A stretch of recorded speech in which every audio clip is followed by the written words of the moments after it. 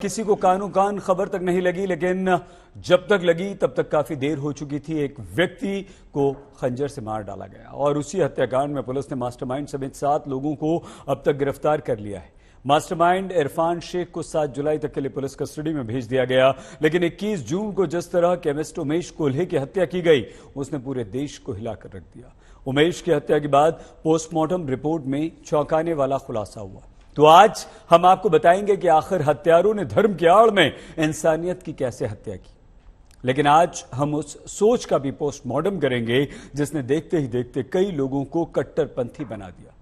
हम अपने गेस्ट पर चलें, उनसे चर्चा करें, मेहमानों से बातचीत करें। उससे पहले हमारी ये विशेष रिपोर्ट।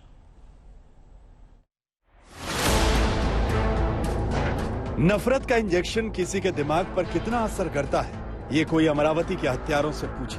आखिर मजहब की वो कौन सी दवा है जिसे सूंघने के बाद इन लोगों ने खूनी खंजर दोस्त पर ही चला दिया, इन्हें कट्टरपंथी बना दिया।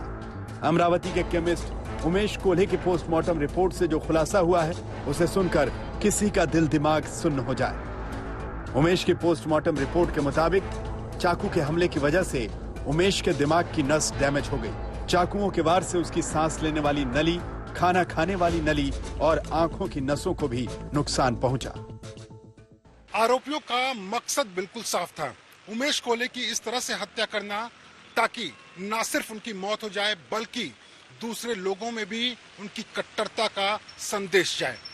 पोस्टमार्टम की रिपोर्ट के मुताबिक जो जख्म उमेश कोल्हे को चाकू के हमले के बाद हुआ था, वो 5 इंच चौड़ा, 7 इंच लंबा और 5 इंच गहरा था, यानी बचने की कोई उम्मीद नहीं। उमेश कोल्हे का कसूर बस इतना था कि उसने नूपुर शर्मा के समर्थन को लेकर एक सोशल मीडिया पर पोस्ट फॉरवर्ड की थी। जाने अनजाने में गए इस मैसेज को पढ़कर कातिलों पर खून खराबे का भूत सवार हो गया।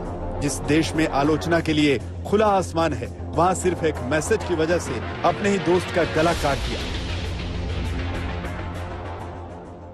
आउट ऑफ द वे जाकर भी आपके भाई ने मदद की? जी, काफी बार मदद की है, क्योंकि उनके सिस्टर के भी मैरिज थे, उस टाइम में भी भैया ने काफी मदद की थी उनको।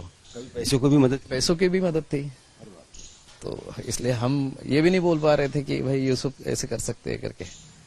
जो आपका खुद का बन चुका था उसने दगाबाजी कर, अब अभी तो जो पहला आ रहा है तो उसमें ऐसा बोल सकते हैं हम। यानी ना रिश्तों का ख्याल रहा, ना दोस्ती का। इंसानियत की तो बात भूल जाइए। सभी प्रकार के लोग आपके मेडिकल स्टोर में आया जाया करते थे। इसमें का जो एक शख्स है यूनुस या कोई डॉक्टर है, तो वो भी वेटरनरी है या उसने कुछ कोर्स किया हुआ, ऐसी भी जानकारी सामने आ रही। तो उसका भाई के साथ ज्यादा बातचीत होती थी? हाँ, काफी अच्छा दोस्त था भैया का और बहुत बार आना जाना था, ये था। इनफैक्ट भैया उनके घर पे भी जाते थे। वो बहुत कम उसको टाइम मिलता था कि किसी के घर पे जाए, लेकिन जैसे उनके घर पे भी भैया जाते थे और उनसे काफी आना जाना था उनका दुकान में। लेकिन पिछले 2 साल से उनका हमारे दुकान में आना बंद हो गया था। एनआईए ने जो केस दर्ज किया है वो इस बात की तस्दीक कर रहा है। एनआईए की एफआईआर बताती है कि उमेश कोल्हे की हत्या के पीछे बड़ी साजिश का शक है। हत्या से एक वर्ग को डराने की कोशिश की गई। वारदात के दौरान लूटपाट की कोई कोशिश नहीं हुई। अमरावती से निर्दलीय सांसद नवनीत राणा की माने तो 21 जून को हुई हत्या के वक्त की सरकार के दबाव में पुलिस ने मामले को भटकाने की कोशिश की। 12 दिन तक उन्होंने रॉबरी बताई। जब हमने सेंट्रल की एजेंसीज को पत्र भेजे, होम मिनिस्टर जी को, अमित शाह जी को पत्र भेजा, और कल उन्होंने जब वो ट्वीट करके बाहर दिखा कि एनआईए को उनके आदेश गए कि इस पे चौकसी होनी चाहिए, इन्वेस्टिगेशन होनी चाहिए। जब वो एजेंसीज अमरावती पहुंचती है, तब सीपी ऑफ अमरावती आरती सिंह बाहर आकर ये कहती हैं, यस, ये नूपुर शर्मा और हिंदू विचारधाराएं रखने वाला व्यक्ति था, इसलिए इसे मार दिया गया। ऐसे वो खुद बयान देती हैं 12 दिन के बाद। डिपार्टमेंट और वहां की गार्जियन मिनिस्टर और इस सरकार, ये सब चीजें जो महाराष्ट्र में हो रही थी, सरकार अदल बदल के चक्कर में, और सरकार की बदनामी ना हो और ठाकरे की विचारधारा कुछ अलग है, ये प्रेजेंट नहीं होना चाहिए करके इन्होंने ये सब चीजें की। पर मुझे बड़ा दुख लगता है। डिपार्टमेंट, ये डिपार्टमेंटली काम करना चाहिए, ना कि पॉलिटिकल इन्फ्लुएंस में काम करना चाहिए। अब तो अमरावती कांड की जांच कई एंगल से हो रही है, लेकिन जरूरत है समाज में जहर के जो बीज बोए जा रहे हैं उसका समूल नाश करने की, ताकि बर्बरता की इस हद तक कोई दोबारा ना पहुंच सके।